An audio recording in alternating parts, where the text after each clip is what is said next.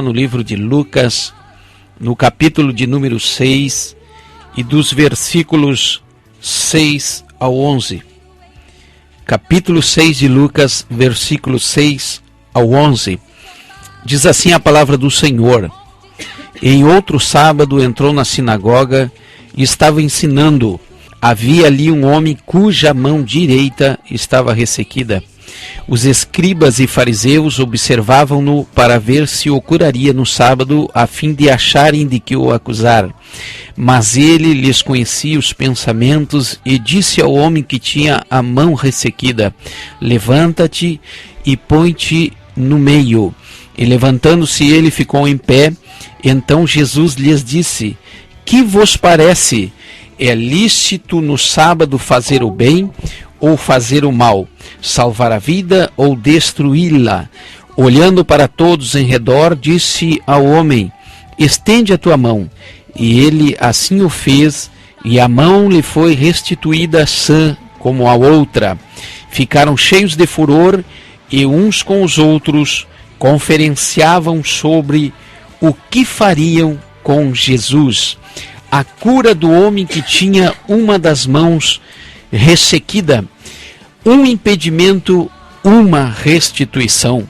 Quando nós lemos aqui na palavra de Deus e vimos que dentro da sinagoga tinha um homem com a mão ressequida, logo nós, pela palavra do Senhor, nós entendemos que o sacerdote, ele tinha que fazer expiação por si e deveria molhar o sangue do cordeiro na orelha direita, no dedo do polegar direito, da mão direita, e no dedo do polegar do pé direito, que Moisés recebera do Senhor acerca da purificação dos sacerdotes, daqueles que deveriam sacrificar em favor do povo, primeiro por eles, e eles deveriam ter a sua orelha direita ungida com sangue, a sua mão direita ungida com sangue, molhada no sangue do carneiro, e o seu dedo polegar direito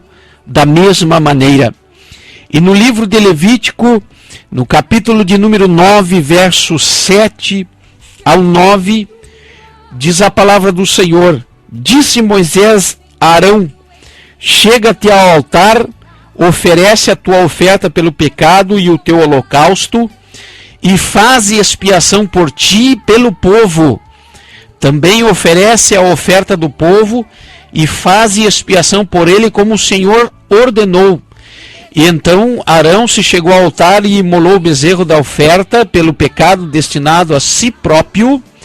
Os filhos de Arão trouxeram-lhe o sangue, e ele molhou o seu dedo no sangue e pôs sobre as pontas do altar, que para ser sacerdote tem que ter o sangue do cordeiro nos ouvidos.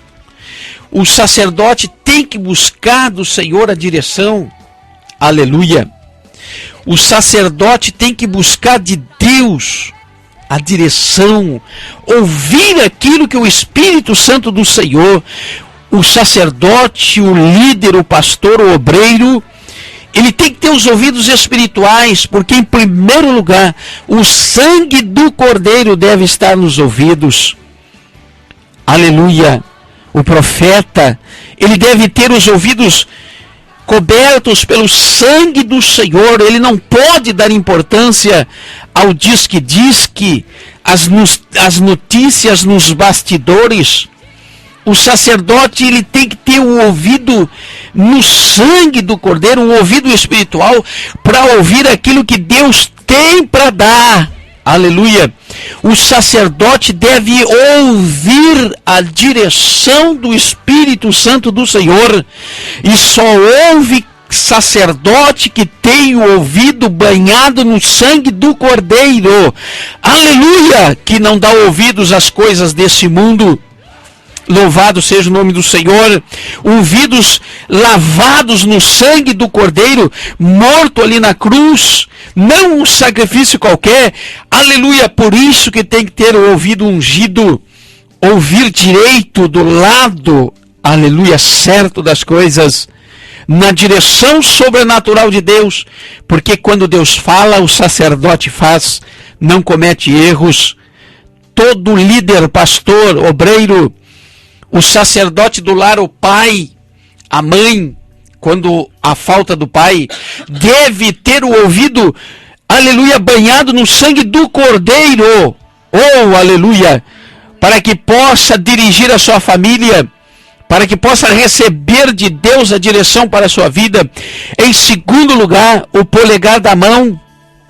Aquele homem da mão ressequida, ele tinha os ouvidos, ele ouvia Deus, ele sabia a direção de Deus.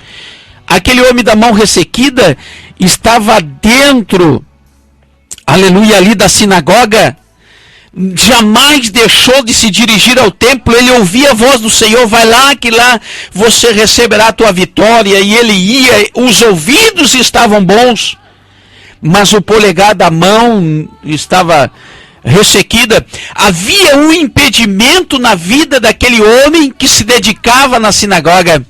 Ele não podia fazer nada, porque quando nós falamos das mãos, tipifica a obra que Deus deu para nós fazer, a obra que o Senhor deu para nós realizarmos. Com as mãos nós executamos os projetos de Deus, e a mão do sacerdote, a mão do líder, a mão do pastor, a mão do pai de família, a mão do esposo, ela tem que estar banhada no sangue do Cordeiro, fazendo algo que não provém de Deus, colocando a mão onde não deve. Aquele homem estava com um impedimento na sua vida, e ele não poderia oferecer a Deus sacrifícios, porque a sua mão estava ressequida. Havia um impedimento na mão daquele homem que estava na sinagoga, mas eu glorifico a Deus porque Jesus entrou naquele lugar. A terceira coisa que nós aprendemos aqui é que deveria ter sangue no polegar do pé. Cuide do pé, o seu pé, onde você coloca, onde você vai.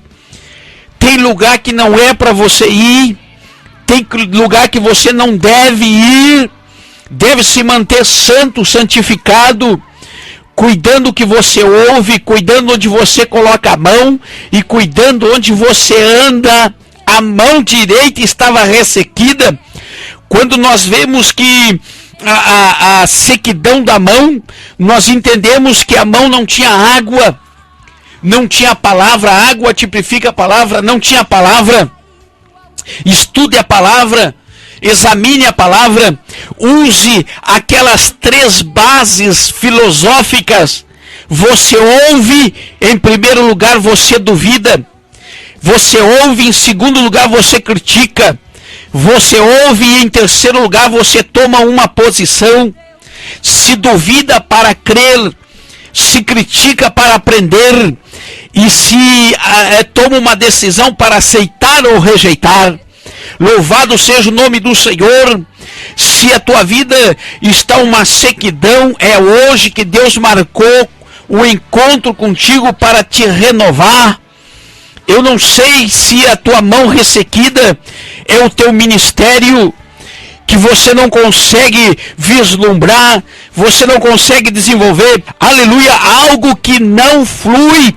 Mas eu vou te dizer nessa noite que Deus está entrando com a água do Espírito na tua vida, vai restituir esta mão ressequida, o teu ministério vai fluir, a tua vida vai fluir. Somente você cuida o que você anda ouvindo, não dê importância ao diz que não, aleluia, não dê importância ao que fazem ou deixem de fazer, aonde andam ou deixem de andar. Cuide da sua vida, que Deus vai te devolver aquilo que você perdeu. Oh, aleluia, o que está ressequido é o teu salário que não rende no mês. Aleluia, é a tua promessa que não chega. O que está ressequido na tua vida? É o teu esposo que não veio para Jesus? É o teu filho que não quer saber de Jesus, que não quer saber da igreja? Qual é o problema que está acontecendo com você? O que não acontece na tua vida? Aquele homem trazia um problema, mas Jesus era a solução. E aquele homem tinha uma chamada sacerdotal e ele não podia oferecer. Tinha que assistir os outros fazerem e ele não podia. Aquele homem era desprezado. Aquele homem era rejeitado, aquele homem era inferiorizado, porque ele ouvia e ia na sinagoga, mas o mais importante que era sacrificar ele não podia.